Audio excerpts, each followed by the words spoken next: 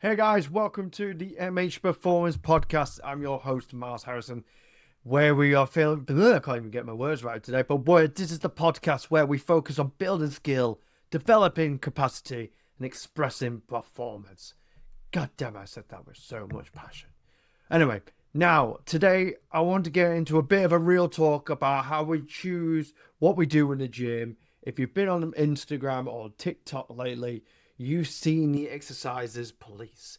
It's that culture of if you do this, you're hitting your joints, not your muscles. Or stop doing this, it's a waste of time, buddy. Honestly, this drives me nuts because when we talk about high level performance, exercises aren't good or bad. They are moral choices. They are tools. Think about it like this. If you walk into a workshop and you see a mechanic with a massive chest of tools, you don't see him arguing that the sledgehammer is a better tool than a screwdriver. That's a nonsense conversation to have. Here, he just picks the tools that fit the projects he's working on. If he is knocking down a wall, he grabs the hammer. If he's fixing a watch, he grabs the precise driver. And today, I want to show you how to look at your training through the same lens. We're going to be going to look at the engineering, the leverage, and why long-term output depends on picking the right tool. So if you guys are ready for this, let's get to it. Let's start with the first thing I look at when auditing a program. If the goal of your session is to build massive structural capacity to literally build more tissue, aka hypertrophy, you need a tool that you can handle a lot of mass over a long period of time. I see people all the time spending 30-40 minutes, yes, I'm exaggerating here, on things like face pulls. Now, I love a face pull for what it is, but let's look at the engineering. It's a finesse tool. It's like using a tiny piece of sandpaper. Think about your center of mass when you're doing nap moves. As you pull that cable towards your face, the weight is trying to yank you forward. To stay upright, you have to lean back and brace your whole body. The coordination tax, the energy you're spending just to stay balanced and not fall over, is massive. Because of that, you actually can't load it heavy. If you try to double the weight, you just end up falling over or turning it into a weird total body heave. If you want to build a thick, powerful back, you just put down the sandpaper over there and you grab a supported horizontal row. That's your instructional belt sander. The bench or the machine manages the stability for you, which means that you can load it heavy with heavy plates for years. You are not fighting against your balance, you are just moving mass, same goal, but one tool is a toy and the other is a machine. Now, let's talk about leverages. You don't need a physics degree to understand this, so if I can understand this, you guys will definitely understand this. You just need to remember the last time you carried a heavy shopping bag. We've all been there. We've tried to carry 2 or 3 shopping bags a bit too much because we couldn't be bothered going back and forward to the car to make multiple trips. We always had to get it done in one trip. And if you understand that, good on you. Anyway, back to what I was saying. If you hold that bag against your thigh, it's easy. You can walk for miles. But if you try to hold that same bag straight out to your side with a lock on, it feels 10 times heavier. The bag didn't get heavier, the leverage changed. The further the weight moves away from the joint, the more torque or rotational force your muscle has to deal with.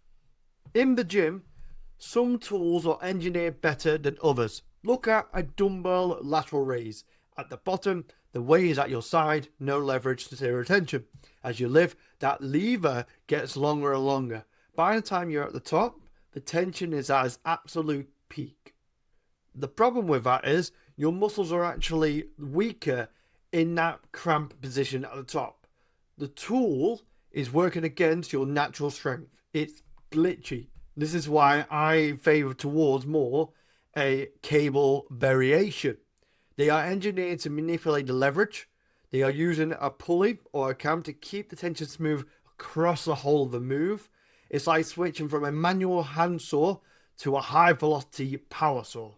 You are still doing the work, but the tool stays sharp through the entire cut, not just at the last inch.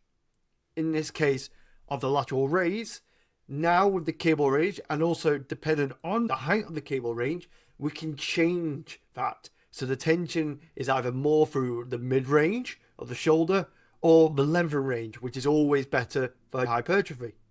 This now brings us to stability. I always say you can't fire a cannon from a canoe.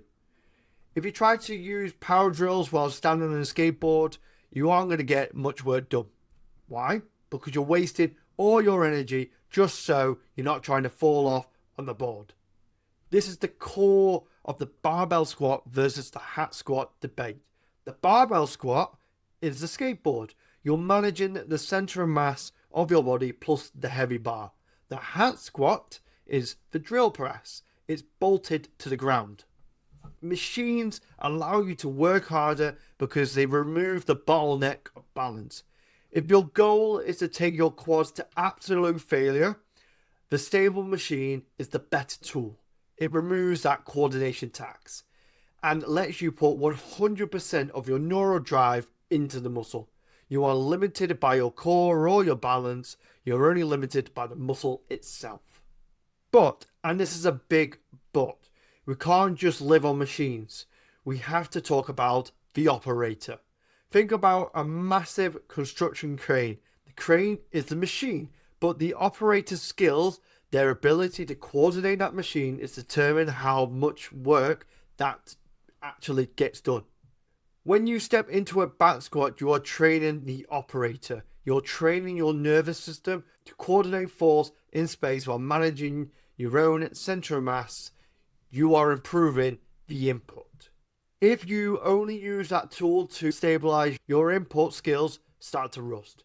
You have a 500 horsepower engine, your muscles, but a driver who doesn't know how to steer, your nervous system.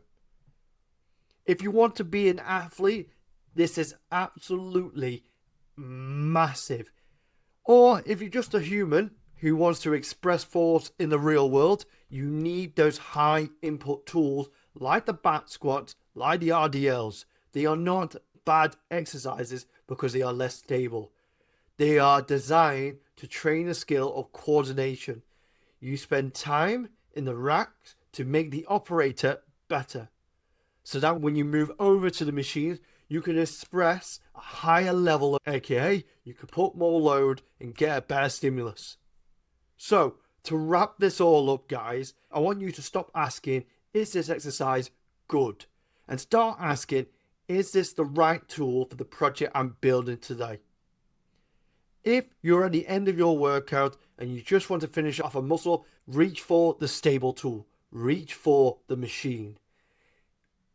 If you're at the start of your journey or a new block and you need to improve your ability to move mass and coordinate your body, reach for the high input tool.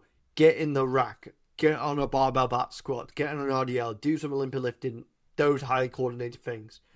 Don't be the guy who only uses a hammer.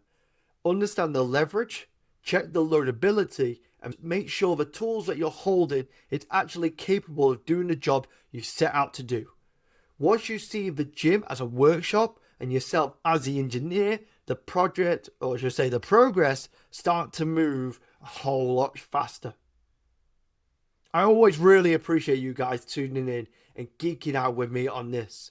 Hopefully it changes the way you look at a rack the next time you're in a gym. And guys, that is it for the episode. Until next time, keep training and always improve your performance, guys. Have a lovely day. I will see you in the next one.